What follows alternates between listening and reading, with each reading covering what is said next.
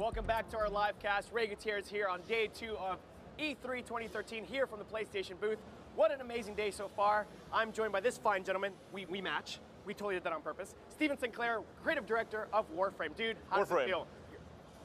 Warframe. Warframe. Yep. Warframe. Yep. It's a thug. So your game is playing on the big screen. That's sort of a big deal. It's playing right now, yeah. So meta. We're like live right now. We're talking about it, and it's playing around the booth over and over and over again. On these like crazy wraparound screens. It's amazing. That's awesome. So, two hot topics on your game. Yeah. Free and Space Ninjas. Yeah, here they are. This is space right here. Yeah, well, we're showing. It's awesome. Like 3 months ago, Sony came to us and said, "What would you think about bringing Warframe, which is currently in a PC beta? Right. What would you think about bringing Warframe to the PlayStation 4?" And we said, "Well, you better send us some dev kits."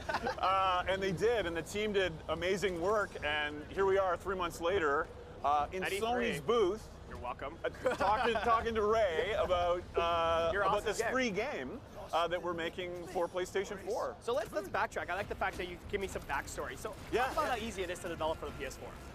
Well, I get this question a lot because I do the 3-month thing to try to like pat our team on the back. It's like 3 months, whatever. Wait till you see 6 months.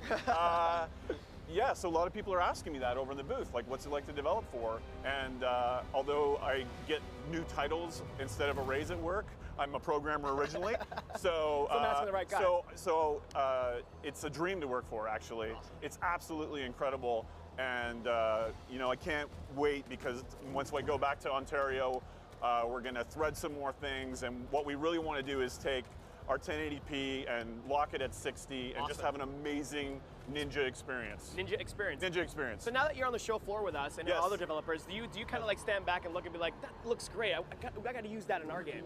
Oh, like do I steal ideas from people? Yes. Oh yeah, absolutely. I go around with like my little app and take little secret screenshots, and you know, it's interesting because I think we're one of the few games where we're trying to look really iconic, next gen and really high end. But this is an independent game for us. That's awesome. And we I hear on these parts that PS4 is the independent console. I'm just saying, it's the console developed for every new time. Completely agree. And I think that was what really excited us 3 months ago, is like the willingness to say, well, you guys don't have a publisher, you're funding this on your own. The players who are playing the PC beta right now have funded the game and the updates that we've done, and they're allowing us to grow the game almost like in a Kickstarter fashion. Awesome. So it's really like an honor and a pleasure to be here showing our Ninja game amongst all the crazy, amazing high-end stuff that I've been seeing. Like infamous, holy crap. Holy crap. So let's talk about some of this B-roll. Oh yeah, okay, all right. This looks fascinating. Speaking of stealing ideas, this looks a lot like Mass Effect with ninjas, which is a great thing. Yeah, right, cool, yes, right. Well, this is a game idea that we actually tried to do at the beginning of last gen, which we used to call next gen for too long, and this is next gen. I think next gen is next now. Okay, so we're next now? Now we're next gen. So this is a game that we had this crazy idea to do like a Canadian manga sci-fi game, right? Canadian manga sci-fi. That makes no sense at all. Thanks for getting that right. So we had this idea, and we went around and we did the typical thing. We were looking for a publisher, and they looked at it and went, "Whoa, you know, World War II games are kind of hot right now. Can you maybe set this in a more contemporary setting?" So this was an idea that was a passion project for us that we put on the shelf. And as you can see, it's a very sort of like a very distinct style. It's kind of this like mix of Japanese influences, and it has almost an ancient feel at times. All these crazy powers that you have. And if you want to brag, this is all in-game right now. This is all in-game right now. Go ahead, brag. I want you to brag. In-game, blocking with a sword. Yeah, our players are like, okay, so can we actually block lasers with swords? Yep, absolutely we can. Awesome. But to actually tell you about how the gameplay works, it is kind of, in some ways, a throwback to Phantasy Star Online. It has that ME3 co-op vibe. Awesome. But you are these exo-armored, you know, space ninja guys that we call Warframes, and we have a cool name, by the way. So elegant, Warframe. Warframe, really? Yeah. Oh man, the team hated that name. No way, dude. We had like a list of names, and we called it Lotus for a while because we thought it sounded pretty artsy. But Warframe sounds cool. Yeah. Oh, all right. Well, thank you, Ray. I'm going to tell the team you said that. But anyway, of course, we love it now. So the game is really kind of like an MMO light. You create your Warframe, all your weapons level up. Awesome. You find all these crazy artifacts that let you upgrade and customize it, and then you do boss raids with your friends. You build like a crazy clan. And what I'm really excited about for PlayStation players is when you get in a clan, you can actually build your own dojo with all your clan mates. Like, okay, this room goes here, there's an elevator, so there's a bit of like That's gonna be, I'm that guy. Are you that guy? I'm the interior decorator. Oh, really? Yeah, That's I'm sweet. that guy. Well, this will scratch that itch. So, you know, we've added stuff to the game just recently where you can build a dojo, build a sparring room, and then you like kneel down like I'm not supposed to move off my mark, but okay, you can kneel down like a ninja, and then you can spar with your friends. Right. But it really is, unlike a lot of the free-to-play games that we've seen, this is a PvE co-op focused experience, right? So we did it a little bit differently that way, and that's really worked out well for us. So now, is there a central villain? Because I see this badass dude walking around. Yep. What's his name?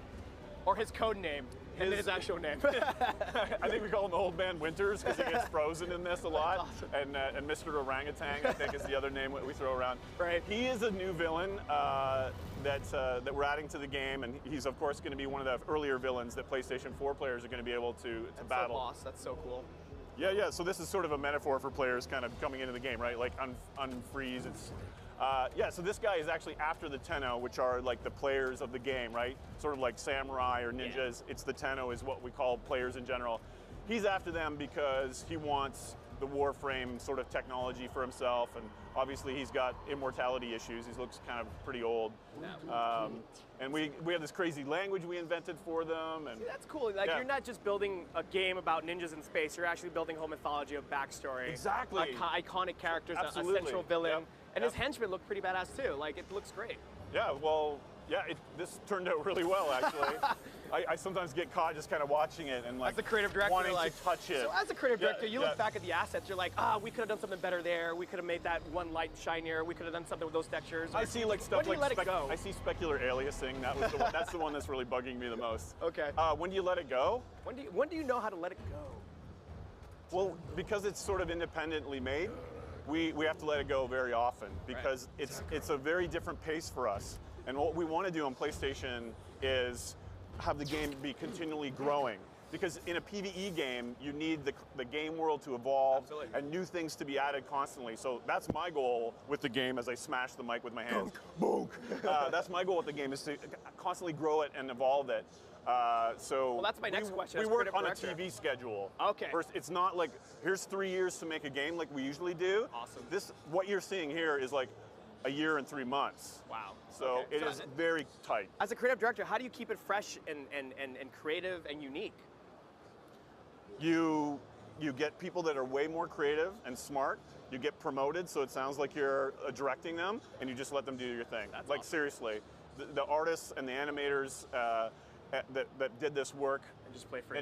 That's actually my only creative contribution to that. That's if you can see them, because you can never spot a ninja. I'm just saying. That's right. So speaking of free, talk about the free-to-play model. Like, how does this work? Totally. That's a great question.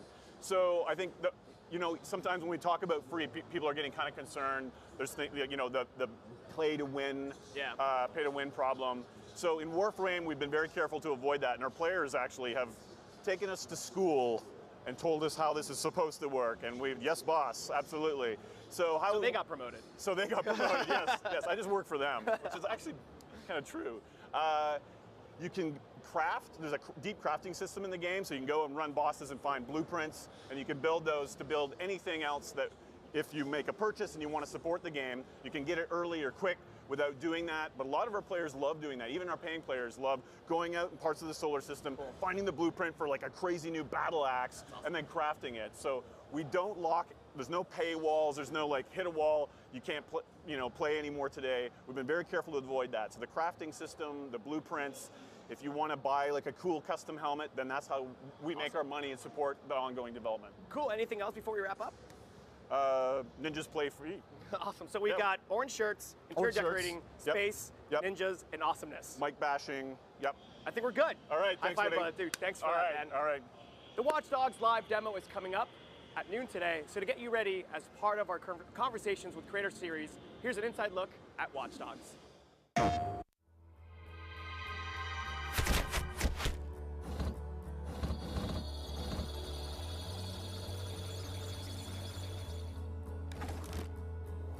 We wanted to have a big world for Watch Dogs, and it is. I mean, you can drive a very fast vehicle and cross the city, and we wanted to keep all the details and all the density of the city as you crossed it, and at 200 miles an hour. But more importantly, we wanted to have a deep city. We wanted depth. We wanted a lot of density.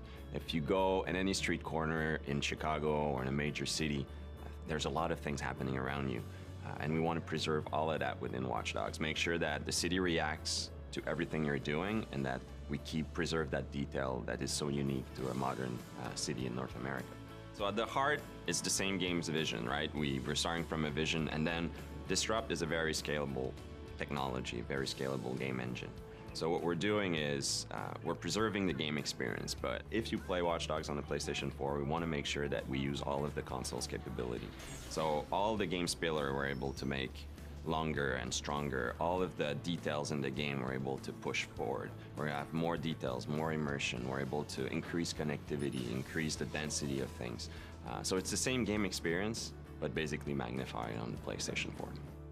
It's not just the capacity of new machinery, it's also the capacity of players to create, to interact, to socialize. So when we started to talk about Watch Dogs to Sony, they got it immediately. It is the players and their behavior that will actually bring what next gen actually means. We're starting to make a machine that has to acknowledge how our society work, how our people interact with each other, how they play with each other. One of the things that we realized when we look at the PlayStation 4 is I think a lot of the things driving decisions for Sony were in line with some of the decisions that we were taking on Watch Dogs. I mean, Watch Dogs, one of our core pillars is connectivity. The first layer of it is the main character can connect to his whole environment. He can control the city, hack into any computer. But the game itself, we're applying it to the game. So the game is connected in many ways. So we want the player to be able to connect to Watch Dogs even through his mobile, be able to play directly with people who are on their console, who are on their PlayStation 4, even if he's on the bus.